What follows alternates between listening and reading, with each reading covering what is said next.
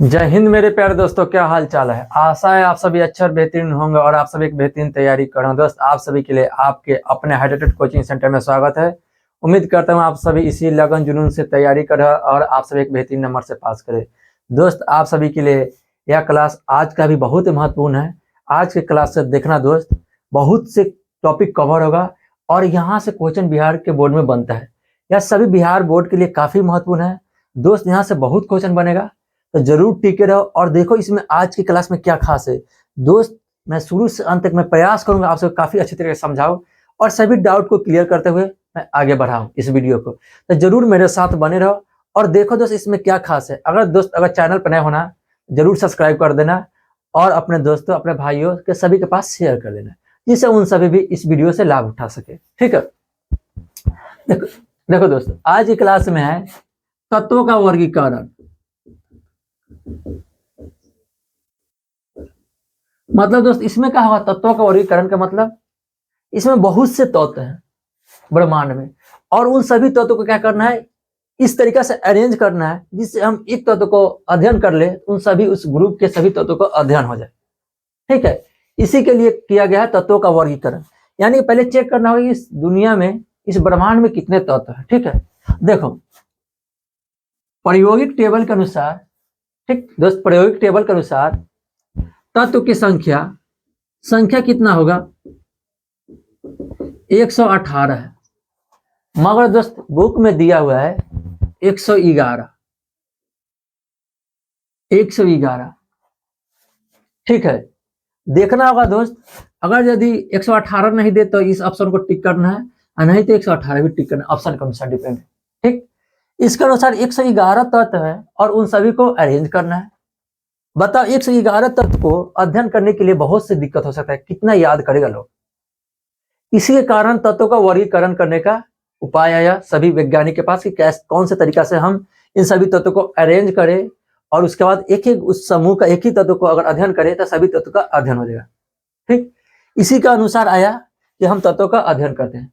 यानी कि समझ लो दोस्त, जैसे देखो आम का पेड़, अमरूद का पेड़,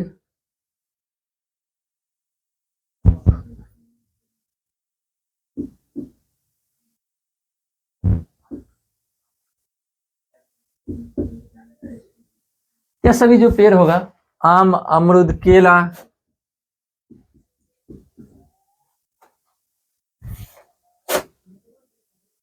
इन सभी का क्या करना है दोस्त, अध्ययन करना है। आम का पेड़ हो गया, इन सभी का मान लो, अगर दोस्त यहाँ ध्यान दो, एक पेड़, आम का पेड़ का सभी एक ही समूह होता है और एक पेड़ के बारे में हम अध्ययन कर लेते, उन सभी का पेड़ों का अध्ययन कर सकते हैं। उन सभी आम का पेड़ एक ही ग्रुप का है। ठीक, इसी पर केला का। ठीक है दोस्त, इसी प्रकार अध्ययन करने का उपाय है कि हम कैसे ग्रुप में रख दे जिससे कारण हम अध्ययन कर सकते हैं। तो इसी प्रकार से आया, तो सभी तत्व 118 तत्व था और 118 तत्व को हमको अध्ययन करना था, तो उसके लिए ग्रुप सेट किया गया। तो मगर दोस्त यह ग्रुप में नहीं आया। तो सबसे पहले व्यक्ति जो वर्गीकरण किया, सबसे पहले व्यक्ति जिसने तत्व का वर्गीकरण किया, तत्व को वर्गीकरण किया,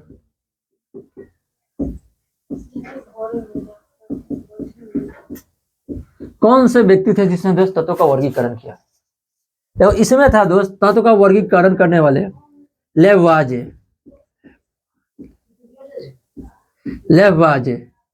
ठीक है दोस्त, इसने 18वीं सदी में वर्गीकरण किया। 18वीं सदी का मतलब दोस्त क्या होगा, 1700 समथिंग में, 1700 कुछ भी हो सकता है समथिंग। ठीक है, 1700 से आगे जो भी होगा उसमें 18वीं सदी में इसने तत्व को वर्गीकरण किया और इस आधार पे किया दोस्त, यहां जानते, इस आधार पे किया इसने तत्व को धातु और अधातु में व्यक्त किया, व्यवस्थित किया।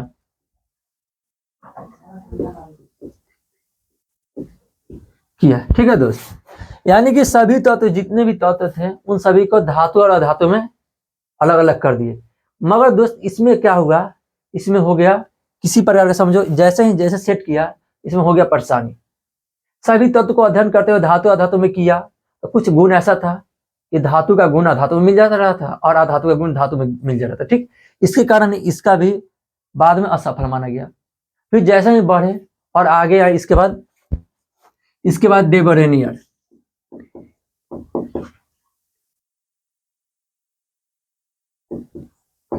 डेबरेनियर ने, ठीक है दोस्त, यह डेबरेनियर जो है एक जर्मनी वैज्ञानिक थे, या जर्मनी के थे। ठीक है, जर्मनी के थे और इसने तत्व को सजाना है, तैयार किया, शुरू किया। और जैसे ही सजाए, इसने क्या दिमाग लगाया, इसने सोचा कि हम, देखो दोस्त, इसने सोचा कि सभी तत्व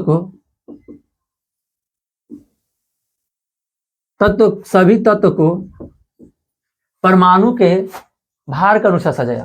देखो दोस्त, यहाँ फिर भी बार बार बता रहे हैं दोस्त कि सभी जिसने सजाया, इन सभी ने परमाणु भार के अनुसार सजाया। और एक व्यक्ति था जिसने परमाणु संख्या के अनुसार सजाया, परमाणु द्रव्यमान के अनुसार। यह भी डेबरेनियर सजाया।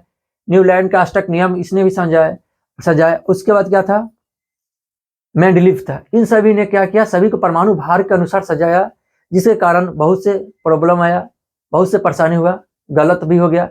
और धीरे धीरे ऐसे करते करते फिर एक आए सबसे आधुनिक व्यक्ति जिसने आधुनिक आवर्त सारणी सजाया, वह आवर्त सारणी कहीं तैयार कर दिया, वह थे मोसले साहब ने। दोस्त, क्वेश्चन पूछ सकता है कि आधुनिक आवर्त सारणी का जनक कौन है, तो वह है मोसले। मगर आवर्त सारणी का पूछ दे, आवर्त सारणी को आधुनिक नहीं लगाए, तब जाकर वहां पर होगा डेबरेनियर। ठीक, तो सॉरी, डेबरेनियर, मेंडलीफ। ठीक है, मेंडलीफ होगा। तो इसने क्या, सभी तत्व को परमाणु द्रव्यमान के अनुसार सजा। ठीक है, देखो दोस्त, द्रव्यमान क्या होता है और परमाणु संख्या क्या होती है, सभी समझना जरूरी होता है। ठीक, द्रव्यमान और परमाणु संख्या के बारे में समझते हैं। जैसे यहाँ ध्यान देना, ए है, बी है, सी है, डी है, व्यक्ति है, इन सभी व्यक्ति। और इस फर्स्ट नंबर पे इसका फर्स्ट आया, इसका 2, 3, 4, इस तरह से हम अरेंज कर दिए। इसका स्थान फर्स्ट है, इसका स्थान सेकंड है, थर्ड, फोर्थ, इस तरह से। और इसका वजन थोड़ी एक होगा। इसका मान लो इसका 8 हो गया, इसका मान लो 16 हो गया, इसका मान लो 32 हो गया, इसका मान लो 48 हो गया। यानी कि वजन सभी का अलग अलग है, और परमाणु संख्या सभी का एक अरेंज में है। यह परमाणु भार हो गया, यह सभी मान लो। ठीक है, यह परमाणु संख्या है। इसी तरीके से परमाणु भार द्रव्यमान जो होता है, परमाणु द्रव्यमान में सभी तत्व को अरेंज किया। जैसे ही बढ़ते गया, तब जाके कुछ तत्व के बाद इसने भी यह भी सफल नहीं हुआ। और वह कौन सा था, देखो यहाँ पर ध्यान दो। डेबरेनियर ने त्रिक नियम दिया, इसने त्रिक नियम दिया, त्रियक नियम। इसने 3 तत्व को एक ग्रुप में रखा। ठीक है दोस्त, इसने 3 तत्व को एक ग्रुप में रखा और देखा गया कि साइड के दोनों तत्व का योग औसत निकाला परमाणु भार का, और औसत निकालने के बाद मध्य वाले तत्व का औसत का समान हो गया, यानी कि बराबर हो गया। ठीक, यहां ध्यान दो। देखो जैसे यहाँ देखो, लिथियम, K फॉर पोटेशियम, और देखो N फॉर सोडियम। इसके अनुसार देखो 7, फिर उसके बाद देखो 7 के बाद कितना होगा,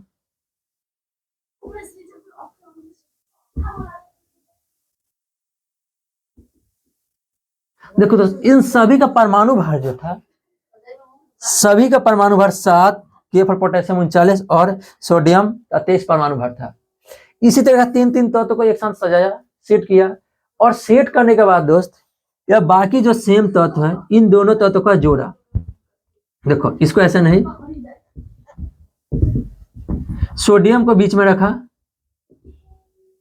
जो 23 था, और K फॉर पोटेशियम रखा, K फॉर पोटेशियम, और ऐसा ही रखा ना। इन दोनों जो तत्व है, इन दोनों का परमाणु भार है, देखो इस लिथियम का परमाणु भार इतना, पोटेशियम का परमाणु भार इतना है। ठीक, पोटेशियम का परमाणु भार दोस्त इतना है। और इसके बाद क्या किया, इन दोनों को जोड़ा, जोड़ने के बाद कितना है, 39 + 7 और बटा 2 आ गया। इस तरीका से आया। और जैसे ही जोड़ा तो देखो 46/2, यानी कि आधा करने पर 23 आ गया। 23 आते हैं, देखो सोडियम के परमाणु भार के समान हो गया। यह किया डेबरेनियर ने त्रिक नियम, और से बहुत से, मगर दोस्त एग्जाम्पल इतना काफी है समझने के लिए। एग्जाम्पल के साथ समझा रहा हूं, ठीक है। इसके बाद देखना दोस्त, डेवरेनियर के बाद है न्यूलैंड का अष्टक नियम।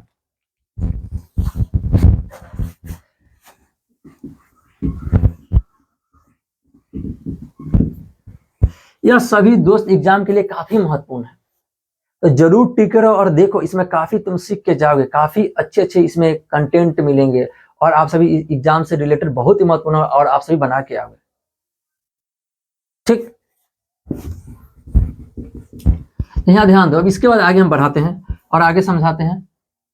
देखो इसके बाद आया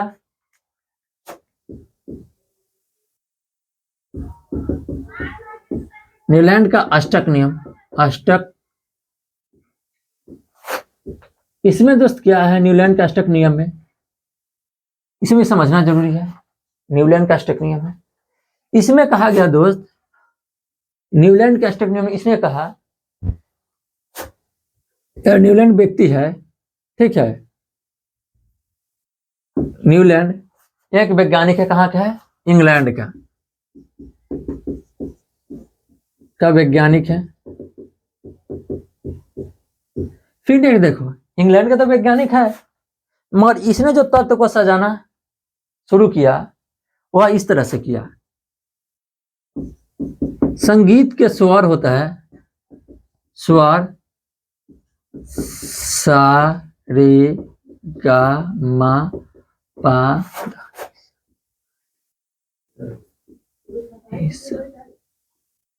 देखो दोस्त, संगीत के स्वर के अनुसार इसने कहा, ठीक है, परमाणु भार के अनुसार अरेंज किया और सभी तत्व पहले तत्व आठवें तत्व के बराबर होगा। इसने कहा परमाणु भार के अनुसार अरेंज किया दोस्त और सेट किया, तो बोला गया कि पहले तत्व आठवें तत्व के बराबर होगा। देखो 1 2 3 4 5 6 7 8, 8वां हुआ, यानी कि पहले तत्व आठवें तत्व का बराबर है।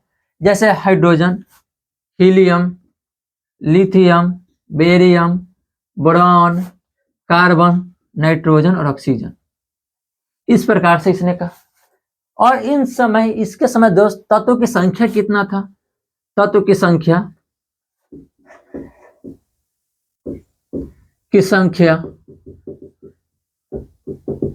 57 था, ठीक है। तो इसी अनुसार ऐसे ही बढ़ाते गया, सजाया न्यूलैंड ने। अष्टक नियम के संगीत के स्वर के अनुसार सा रे गा मा पा दा नी सा, इसके अनुसार देखो hydrogen, helium, lithium, barium, boron, carbon, nitrogen, oxygen, इन सभी के अनुसार इसने तत्व को सजाया। और इसके बाद दोस्त आए आगे, इनका भी कुछ बात हुआ, आगे चलकर कुछ तत्व के बाद यह अरेंज नहीं हुआ, कुछ गुण नहीं मिला, तो इसके बाद आए मेंडलीफ ने।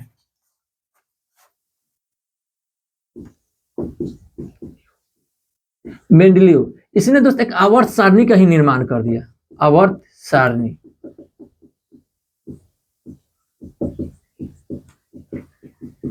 आवर्त सारणी का निर्माण किया। आवर्त सारणी का मतलब क्या दोस्त, ठीक, सभी लोग किसी तरीके से सजाए, सेट नहीं हुआ, मगर इसने आवर्त सारणी का निर्माण किया, इसीलिए इन्हें आवर्त सारणी का जनक बोलते हैं। आवर्त सारणी का जनक इसे बोलते हैं, मेंडलीव को आवर्त सारणी का जनक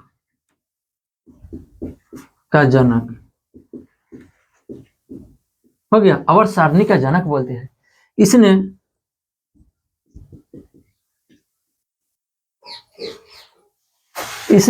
इसने दोस्त सभी तत्व को परमाणु द्रव्यमान को बढ़ते क्रम में सजाया,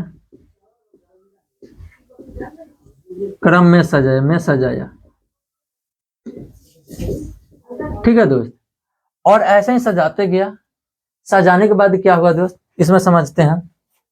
सजाया तो उसके बाद क्या हुआ, जैसे ही सजाते गया परमाणु भार के अनुसार इसने कुछ वर्ग और आवर्त में बांट दिया, 8 वर्ग और आवर्त में बांट दिया, वर्ग और आवर्त में, ठीक है। और देखा दोस्त, इसने जब तत्व को एक ही ग्रुप में रखने लगा, क्योंकि इन सभी का गुण एक साथ नहीं मिल रहा था, कुछ तत्व का समान गुण मिलने के कारण क्या हुआ, एक ही ग्रुप में रख दिया और ग्रुप में उपवर्ग में रख दिया, उपवर्ग बना दिया। एक ही वर्ग में जैसे रखा उपवर्ग बना दिया, उप वर्ग सेट कर दिया इस तरह से। तो दोस्त इस प्रकार से उपवर्ग और अवर्ग में सेट किया और आवर्त और वर्ग में बांटने के बाद वर्ग को भी उपवर्ग में बांट दिया। तो आवर्त के नियम के अनुसार कुछ बढ़ते गए, इसमें भी कुछ प्रॉब्लम परेशानी होने लगा, इसी कारण यह असफल हो गया। फिर आए मेंडलीव साहब के बाद कौन है, मोसले ने तत्व को सजाना प्रयास किया और उसने क्या किया,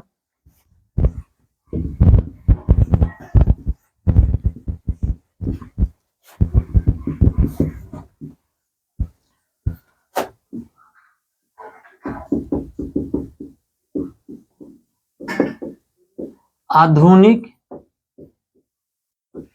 आवर्त सारणी,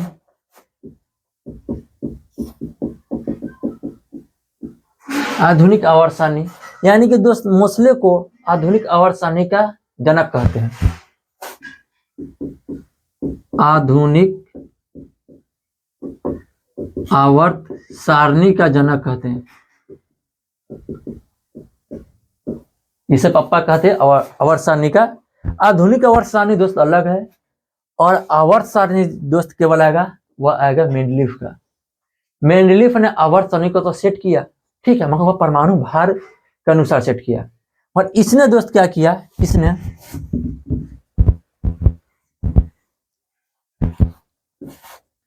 इसने तत्व को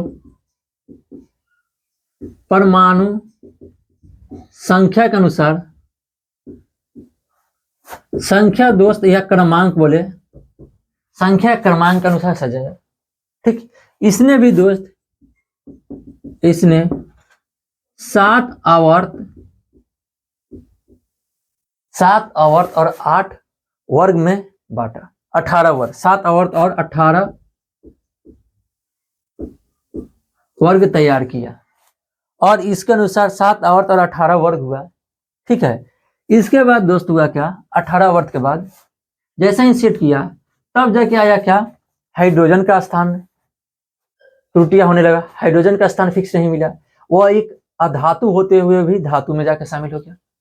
बहुत से इसमें भी गलती है, मगर फिर भी यह अभी तक अच्छे चल रहा है, इसी के अनुसार सभी लोग अध्ययन करते हैं, ठीक। और इसने दोस्त कुछ ब्लॉक में बांट दिया, एस, पी, डी और एफ ब्लॉक में विभाजित किया, एसपीडीएफ, इस प्रकार से इन सभी वर्ग में बांट दिया आवर्त जो ब्लॉक है, S block, P block, D block और एफ ब्लॉक, ठीक है। इन सभी को दोस्त जैसे ही बांटा तो उसका सभी आवर्त में सभी तत्व को काफी अच्छे तरीके से अरेंज हो गया और उसके बाद अभी भी वही आधुनिक आवर्त सारणी अभी भी चल रहा है, ठीक है। और उसी के अनुसार हम लोग सभी तत्व को अध्ययन करते हैं। तो दोस्त आज की क्लास में इतना ही रखते हैं, फिर मिलेंगे कल नेक्स्ट क्लास में। पूरे प्रायोगिक टेबल को काफी अच्छे तरीके से बना के और समझाने का प्रयास करूंगा, ठीक है। मैं विश्वास करता हूं आप सभी काफी अच्छे तरीके से समझे होंगे और इसी तरीके से पढ़ते रहिए और काफी अच्छे नंबर लाने का प्रयास करें, जिससे आप सभी का वो भी क्लास होगा दोस्त कल का काफी ही महत्वपूर्ण होगा। तो जरूर कल के क्लास में आना और प्रयास करना, वह सभी क्लास आप सभी के लिए काफी सिखाकर भेजे, वह क्लास आपसे काफी लाभ हो, ठीक है दोस्त। तो आज के लिए इतना ही रखते हैं, फिर मिलेंगे नेक्स्ट वीडियो में। आज के लिए ओके बाय, थैंक यू।